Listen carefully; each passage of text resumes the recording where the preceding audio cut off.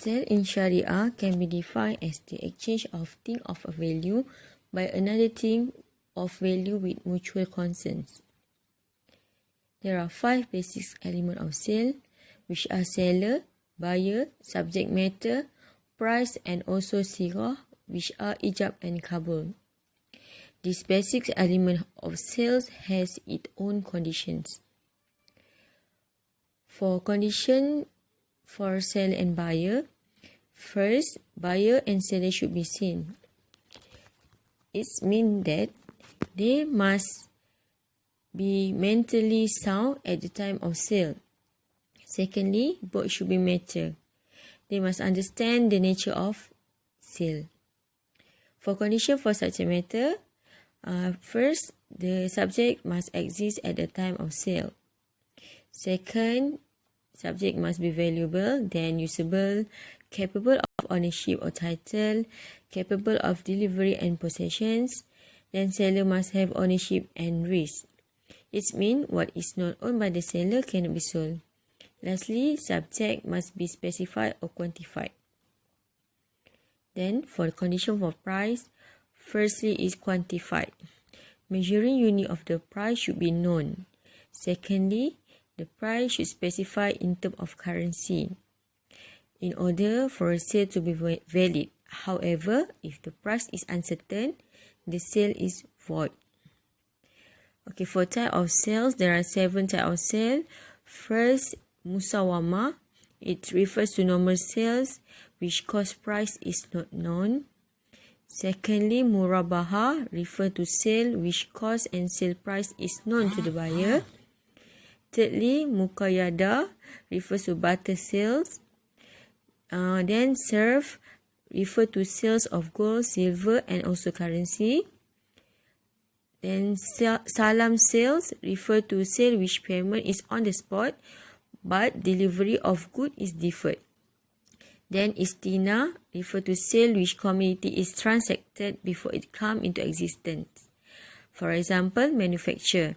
And last, sales is mu'ajal refer to sales which delivery is on the spot while payment is deferred but cost is not known. Thank you.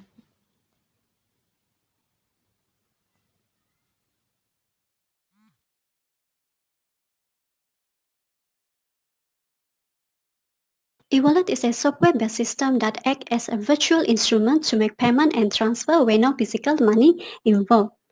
So how this e-wallet works, the user needs to deposit money into the installed e-wallet application. Then all the deposited money is kept into a large account and temporary account named as escrow account. So once the user made a transfer instruction, the escrow account will remit the money to the designated merchants to complete the transaction. The benefits of e-wallet include more secure, convenient, and faster transaction. Other than that, it is more reliable to be tracked. This can reduce the potential instance of fraud.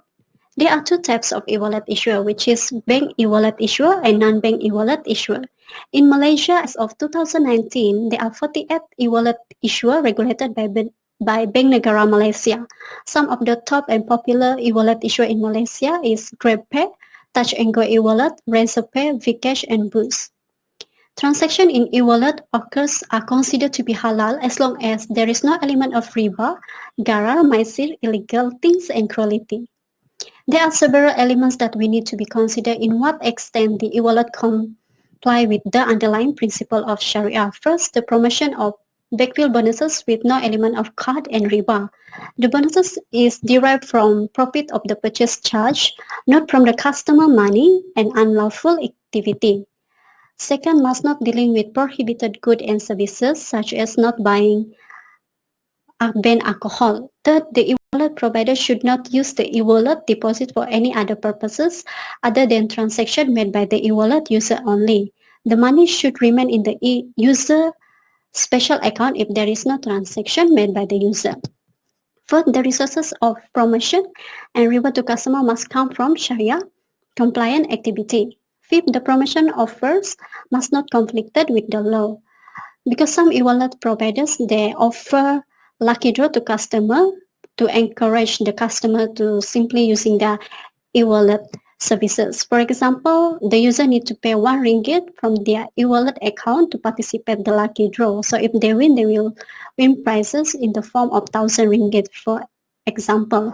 So those who are unsuccessful, the e-wallet issuer will return the user money into the user e-wallet account. So even the 1 ringgit commitment to participate in the lucky draw is a form of gambling which is not allowed, because it's like participating in gambling but not spending your own money. Okay, that's all from me.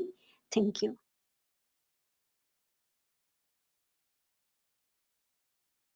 E-wallet application, whether it's Sharia compliance or not. According to Sharia rules, all transactions must be free from the element of riba, gharar, maisir, and zulm, and both parties must know the type of akad being applied that will determine the validity of such contract from the Sharia point of view. There are several allegations being made toward e-money. First is the akad between users and e-money providers is card, which is highly associated with riba. Second is the business model of e-money is just like a bank, and both the accusation is not true because the e-money providers is regulated by the governments, and since the e-money providers are prohibited to use the user's money, so it is implied that the transaction between e-money providers and the users is not card but is jara, that is exchange of services which is halal. According to Dr. Azrul Azlam bin Iskandar Mirza, the characteristic of e-wallet payment shows no ambiguity and no unclear operational activities. Therefore, the e-wallet payment system is reliable, robust, and user-friendly from the Islamic financial engineering perspective. However, there are, however, slight concerns regarding the uncertainty of some promotions offered by the issuers. Thus, e-wallet services does not violate Sharia principle. However, there are technical processes and method of promotion that must be explored by e-wallet providers in order to ensure their services are Sharia compliance. This is an example of Sharia compliance fintech. First is Pay Halal Payment Gateway. Pay Halal role extends merely beyond facilitating payment e-commerce companies like Alibaba, eBay, and etc. They are not tainted with riba element. Second is Link Aja, which is Indonesia-based digital payment platform that offers Sharia compliance various service, which allow the platform to facilitate various types of payment that are in accordance with Islamic rule. Go cashless phenomenon.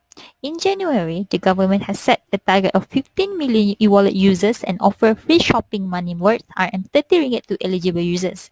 The payment is a part of the country push for digital development and moving closer to becoming a cashless society. During a 10-month period from January to October 2019, statistics by Central Bank of Malaysia found that the transaction value for e-money surged to RM13.9 billion with a transaction volume of 1.72 billion, surpassed the figures that were recorded for the whole of 2018. This shows that the demand for the e-wallet system is increasing to support the Malaysian government's program in promoting digital currency. People are now adapting to the new normal. One good thing that come out of this COVID virus pandemic is that I think more and more economies will start going cashless. That is aligned with the government aspiration toward digital economy.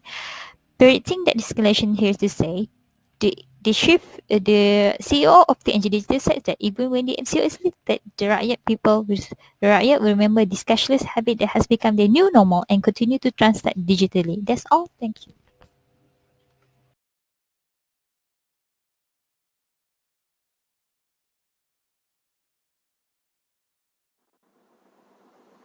Hello, Assalamualaikum. My name is Nurul Shahida. I will continue this presentation. Now I will explain what the scenario can make the cashback become haram or halal. Okay, first thing, as you know, haram means anything that is forbidden by Islamic law, and halal is contrast with the haram, which is permissible, legal, or allowable.